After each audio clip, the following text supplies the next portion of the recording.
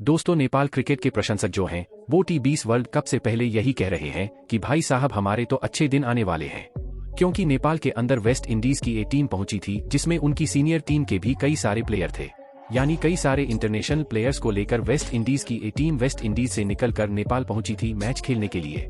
शुरुआत में नेपाल ने टॉस जीता, गेंदबाजी करने का फैसला किया और उसके बाद रोस्ट एंड शेयर्स की ताबड़तोड़ बल्लेबाजी के चलते वेस्ट इंडीज ने 204 रन 5 विकेट पर बनाकर एक बड़ा स्कोर खड़ा कर दिया। अब वेस्ट इंडीज जिसमें इंटरनेशनल एक्सपीरियंस अच्छा खासा है, कई सारे प्लेयर है, रोस्ट एंड शेयर्स के वो 74 रन, ऐसा लगा कि शायद नेपाल क्रिकेट जो है वो मामला फंसा दे। लेकिन नेपाल के कप्तान रोहित ने कहा, अरे रुको जरा सब्र करो, हम घर में ही खेल रहे हैं भाई, हम जिताएंगे। और उसके बाद नेपाल में वेस्ट इंडीज को अपने घर में हराया, हजारों की संख्या में मौजूद अपने फैंस के साथ। गुलशन झा का वो फिनिश करना, चौका मारकर नेपाल का 205 चेस कर देना 2 बॉल रहते हुए कमाल का मैच था और नेपाल क्रिकेट के इतिहास में एक ऐतिहासिक दिन के तौर पर ये दिन याद रखा जाएगा, क्योंकि 4 विकेट से जो ये जीत है यह कोई मामूली जीत नहीं है। यह नेपाल की बल्लेबाजी, नेपाल की गेंदबाजी, एक टीम के तौर पर उन्हें कॉन्फिडेंस देने वाली जीत थी।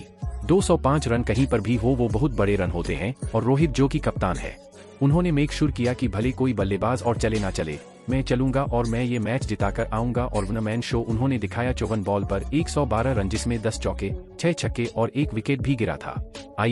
कमाल की बल्लेबाजी रोहित ने की। रोहित कमाल के प्लेयर है, एक कप्तान के तौर पर ब्लीड फ्रॉम दी फ्रंट कर रहे थे, क्योंकि अनिल शुरुआत पे आउट हो गए। कुशल जो है वो 100 रन बनाकर आउट हुए। कुशल मल्ला भी 16 रन बनाकर आउट हुए। दीपेंद्र जो है पावर तोड़ प्लेयर, 6 छक्के मारने वाले, वो भी 18 पे 24 पर आउट हो गए। विवेक 7 पर गए। गुलशन जो थे 9 पर गए, तो स्ट्रगल इनकी टीम कर रही थी।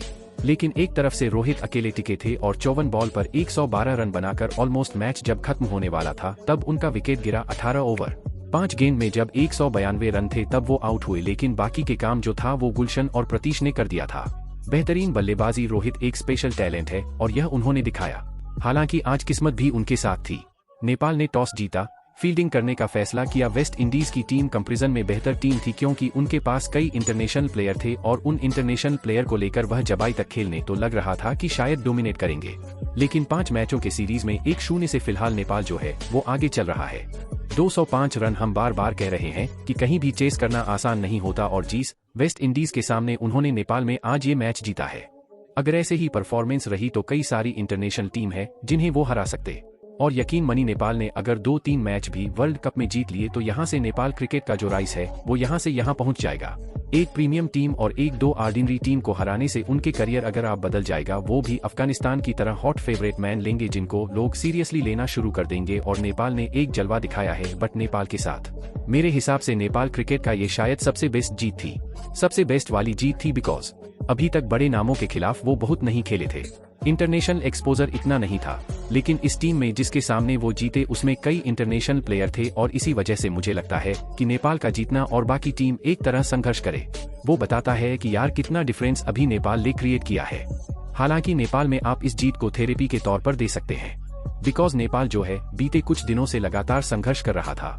कई सारे ऐसे मूवमेंट थे जहां पर नेपाल परेशान हो रहा था, बट इस यंग टीम में जो जताया है, जिस तरह से मैच जीता है, वो नेपाल क्रिकेट के लिए, रोहित के लिए एक सेटिस्फैक्शन भरा दिन रहा होगा। और इस हिस्टोरिक विनिंग मूवमेंट के साथ न सिर्फ वो 5 मैचों की सीरीज में 1-0 से आगे है, बल्कि नेपाल क्रिकेट के फंस जो हर मैच में पूरे जोर से, पूरे शोर से जाते हैं सपोर्ट करने के लिए, उनके लिए भी एक बड़ा रिलैक्सिंग मोमेंट रहा होगा, क्योंकि 20,000 प्लस था।